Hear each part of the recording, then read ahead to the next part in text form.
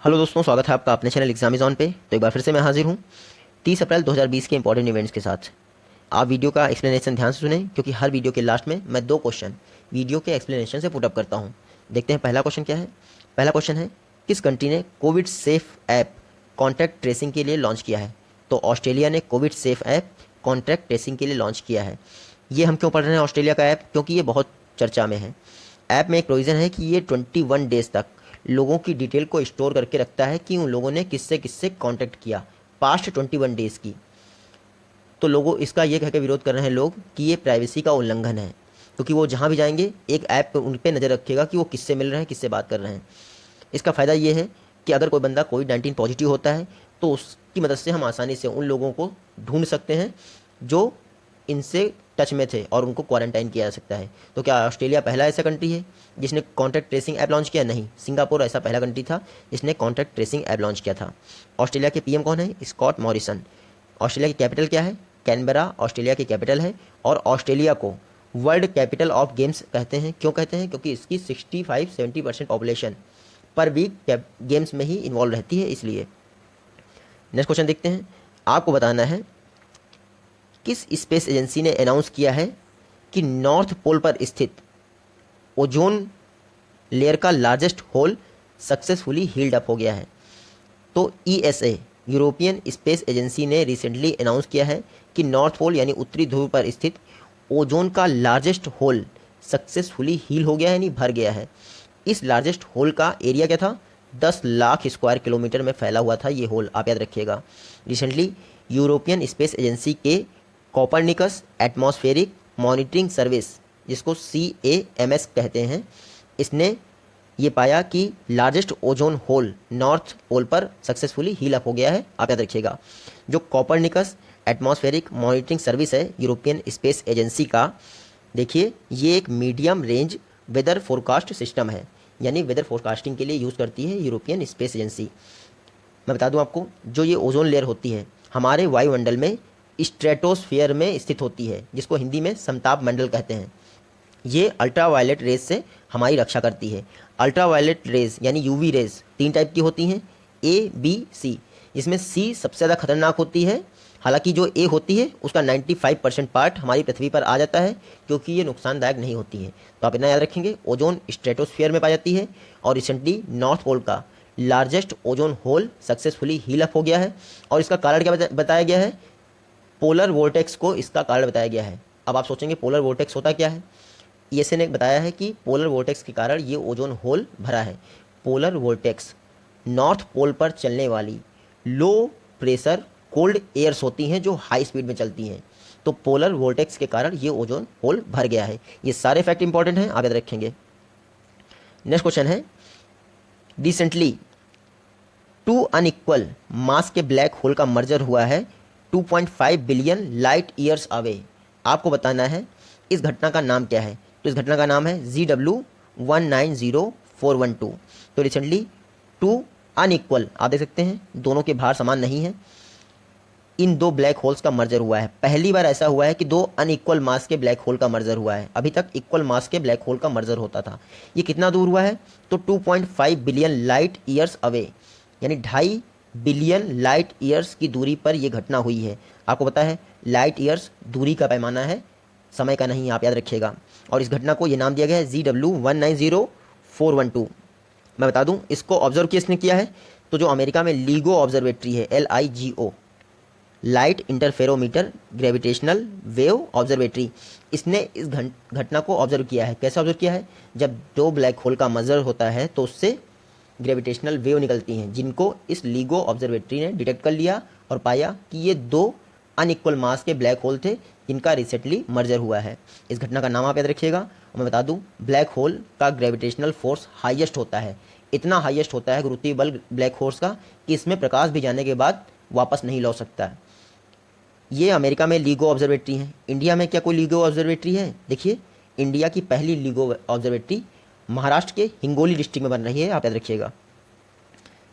देखिए, neutrino observatory और LIGO observatory, इन दोनों में कन्फ्यूज़न हो सकता है। तो जो आपकी लीगो है वो महाराष्ट्र के हिंगोली में बन रही है, और जो न्यूट्रिनो है वो तमिलनाडु के थेनी डिस्ट्रिक्ट में बन रही है। तो दोनों में आप अंतर स्पष्ट रखिएगा। नेक्स्ट क्वेश्चन है, किस क्रेडिट रेटिंग एजेंसी ने इंडिया की ग्रोथ रेट फाइनेंशियल ईयर 2021 के लिए 1.9% प्रेडिक्ट की है? तो India rating reserve private limited ये एक डोमेस्टिक क्रेडिट रेटिंग एजेंसी है, फिच ग्रुप की सब्सिडरी है। इसने कहा है कि फाइनेंशियल ईयर 21 में इंडिया की ग्रोथ रेट 1.9% रहेगी। अब बात कर लेते हैं फिच रेटिंग एजेंसी, इसने क्या कहा है? तो मैंने आपको बताया था कि फिच रेटिंग एजेंसी ने 0.8% की ग्रोथ रेट प्रेडिक्ट की है इंडिया के लिए। इसी समय मूडीज़ की बात कर लेते हैं। मूडीज़ तो 2 कदम और आगे निकल गई, उसने कहा है कि इंडिया फाइनेंशियल ईयर 2021 में 0.2% की ग्रोथ रेट से वृद्धि करेगा। तो इन तीनों की ग्रोथ रेट प्रोडक्शन आप याद रखेंगे। क्रिसाइल का मैं इसलिए नहीं इंक्लूड कर रहा हूँ कि क्रिसाइल ने बहुत बेहतरीन करामात की है, वो नेक्स्ट वीडियो में हम बेहतर ढंग से कवर करेंगे क्योंकि वो छोटे में नहीं हो सकता है। तो जो इंडिया रेटिंग और रिसर्च प्राइवेट लिमिटेड ने कहा है कि 1.9% रहेगी इंडिया की जीडीपी ग्रोथ रेट। ये देखिए, जब 1991 का फाइनेंशियल ईयर क्राइसिस आया था उस समय इंडिया की ग्रोथ रेट 1.1% थी। तो ये उसके बाद इन 30 वर्षों में लोवेस्ट ग्रोथ रेट होगी अगर इंडिया की ऐसा हुआ तो। आप इतना याद रखेंगे। Recently India rating and research agency ने कहा है कि इंडिया की ग्रोथ रेट 1.9% रहेगी। बात करते हैं India rating and research private limited की, इसका शॉर्ट फॉर्म इंड RA भी कहते हैं इसको। मैं बता दूं 1995 में इसकी स्थापना हुई थी, हेडक्वार्टर मुंबई में है और ये फिच ग्रुप की एक कंपनी है, आप इतना याद रखेंगे। तो हमने इंडिया रेटिंग की, फिच की और मूडीज़ तीनों का डिस्कशन कर लिया, आप याद रखेंगे। नेक्स्ट क्वेश्चन है, किस इंटरनेशनल ग्रुप ने एक्सेस टू कोविड-19 टूल यानी ACT डेवलप किया है ताकि कोविड-19 रिलेटेड ऑल मेडिकल फैसिलिटीज़ को एक प्लेटफॉर्म पे प्रोवाइड किया जा सके? देखिए, कोविड-19 एक ऐसी बीमारी है जिसकी जितनी जल्दी सारी मेडिकल फैसिलिटीज़ मिल जाएं उतनी ही जल्दी पेशेंट ठीक हो सकता है। तो ऐसे समय में G20 ने एक एक्सेस टू कोविड-19 टूल डेवलप किया है। यहाँ पर ऑल ओवर वर्ल्ड में जितनी भी कोविड-19 रिलेटेड फैसिलिटीज़ होंगी इस एक सिंगल प्लेटफॉर्म पे अवेलेबल होंगी। कोई भी कंट्री जाके ट्रेस कर सकती है इस फैसिलिटी को। तो एक तरह से जो आपका ACT है यानी एक्सेस टू कोविड-19 टूल, ये एक ग्लोबल कोलैबोरेशन है जो कोविड-19 से रिलेटेड सभी मेडिकल फैसिलिटीज़ के लिए आसान ग्लोबल एक्सेस प्रदान करता है। तो आप याद रखेंगे ACT एक्सेस टू कोविड-19 टूल G20 द्वारा लॉन्च किया गया है यानी ग्रुप 20 द्वारा। बात करते हैं अगर G20 की, तो इस बार बैठक कहाँ हुई थी? सऊदी अरब।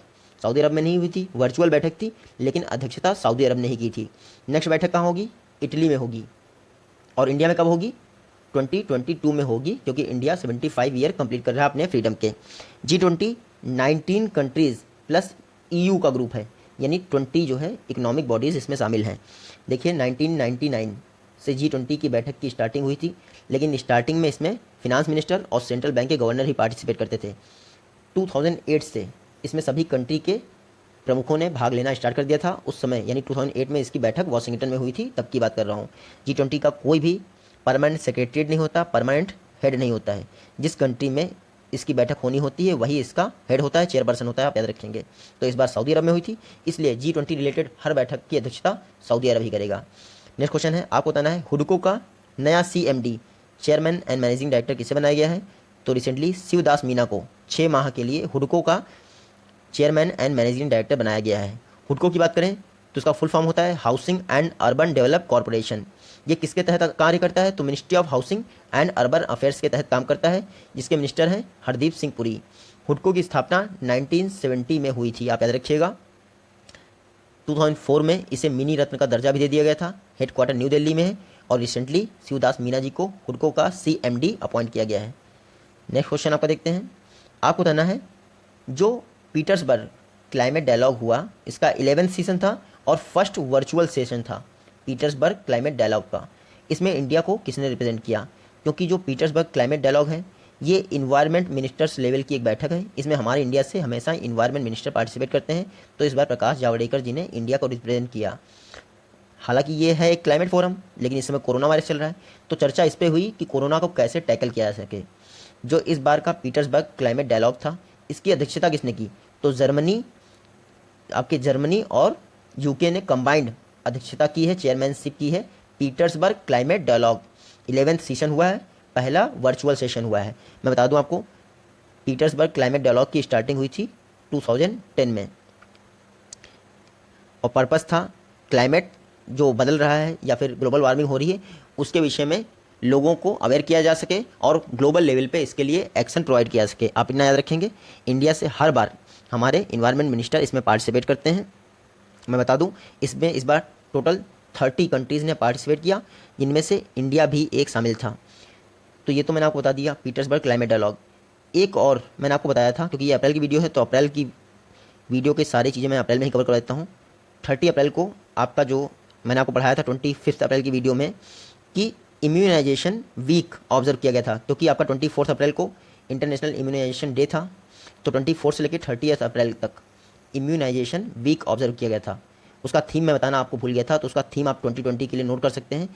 इंटरनेशनल इम्यूनाइजेशन वीक 2020 का थीम था वैक्सीन वर्क फॉर ऑल, ये था आपका थीम। 25 जो अप्रैल की वीडियो थी उसमें मैंने सिर्फ थीम नहीं बताया था, इसलिए आप नोट कर सकते हैं। तो पीटर्सबर्ग क्लाइमेट डायलॉग में 11th सेशन इंडिया को इसने रिप्रेजेंट किया, हमारे इन्वायरमेंट मिनिस्टर ने। नेक्स्ट क्वेश्चन है, किस स्टेट गवर्नमेंट ने जगन्ना विद्या दिवेना स्कीम स्टूडेंट्स के लिए लॉन्च की है? तो recently Andhra Pradesh state government, आप यहाँ सीएम देख सकते हैं वाई एस जगन मोहन रेड्डी जी, इन्होंने जगन्ना विद्या दिवेना स्कीम स्टूडेंट्स के लिए लॉन्च की है। स्पेशली सोशली जो या इकोनॉमिकली जो बैकवर्ड क्लास के स्टूडेंट्स होते हैं उनके लिए स्कीम है, और जो आंध्र प्रदेश की कापूस कम्युनिटी है उसके सभी स्टूडेंट्स इसमें शामिल होंगे।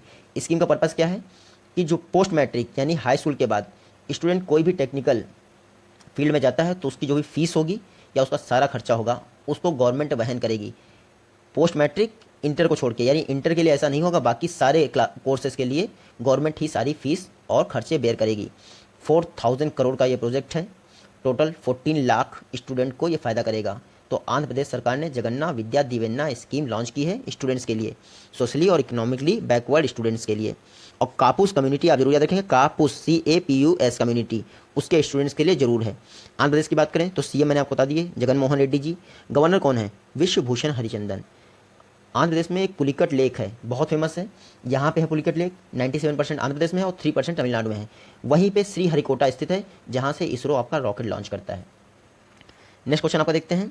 आपको बताना है फेमस बॉलीवुड एक्टर इरफान खान का रिसेंटली निधन हो गया, किस इंडियन स्टेट से बिलोंग करते थे? तो ये राजस्थान से बिलोंग करते थे। बहुत बहुत बेहतरीन एक्टर थे, बहुत बेहतरीन एक्टर थे आपके इरफान खान।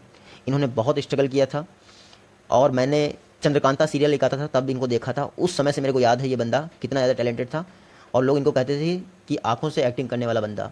रिसेंटली इनका निधन हो गया है मुंबई के कोकिलाबेन हॉस्पिटल में। ये राजस्थान के जयपुर में इनका जन्म हुआ था। और मैं बता दूं इनके विषय में एक फैक्ट आप जरूर याद रखेंगे, 2011 में इनको पद्मश्री दिया गया था। तो ये एक फैक्ट और इम्पॉर्टेंट है। ये पद्मश्री जो है इंडिया का 4th हाईएस्ट सिविलियन अवार्ड है।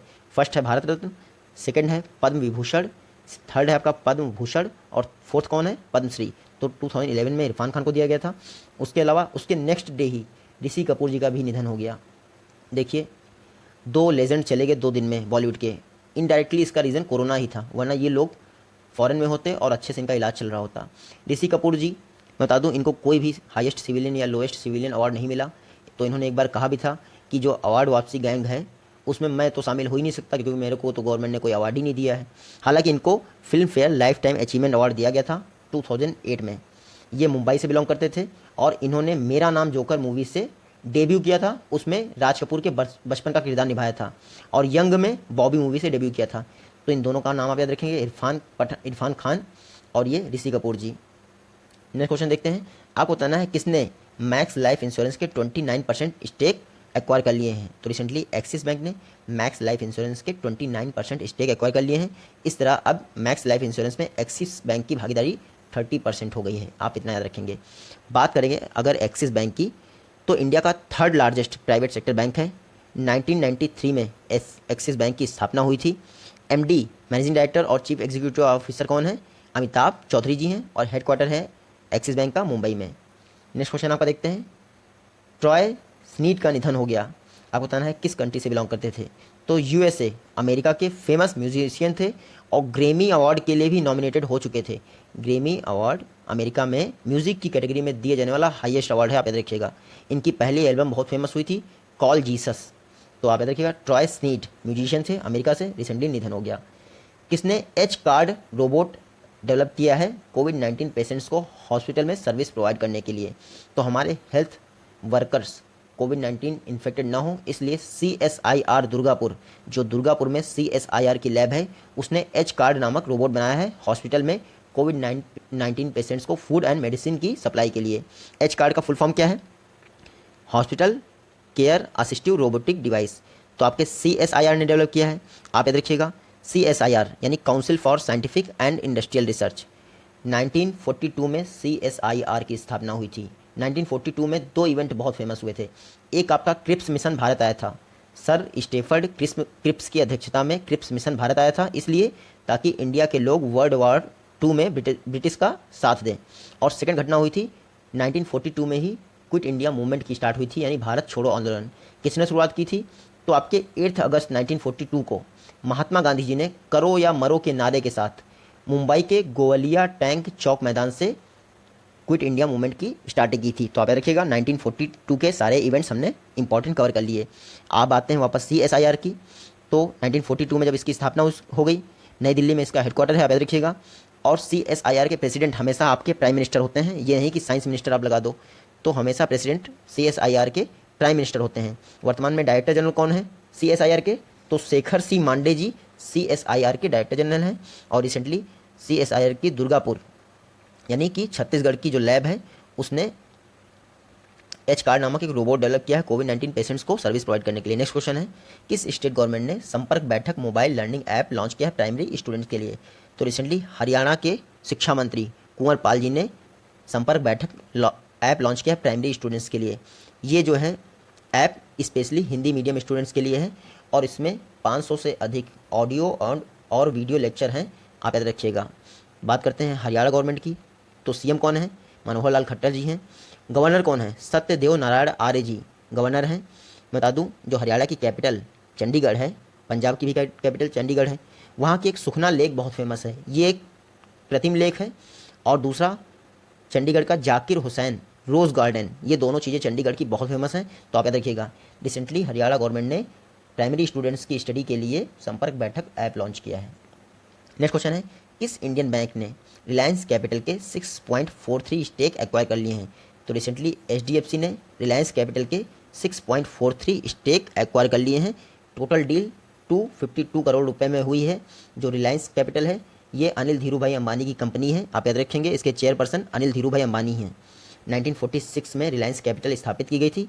हेडक्वार्टर है नवी मुंबई में। अगर वहीं HDFC की बात करें तो 1994 में HDFC की स्थापना हुई थी। इसका हेडक्वार्टर मुंबई में है और इसके CEO chief executive officer Aditya Puri ji हैं। तो रिसेंटली HDFC ने रिलायंस कैपिटल के 6.43% स्टेक एक्वायर कर लिए हैं।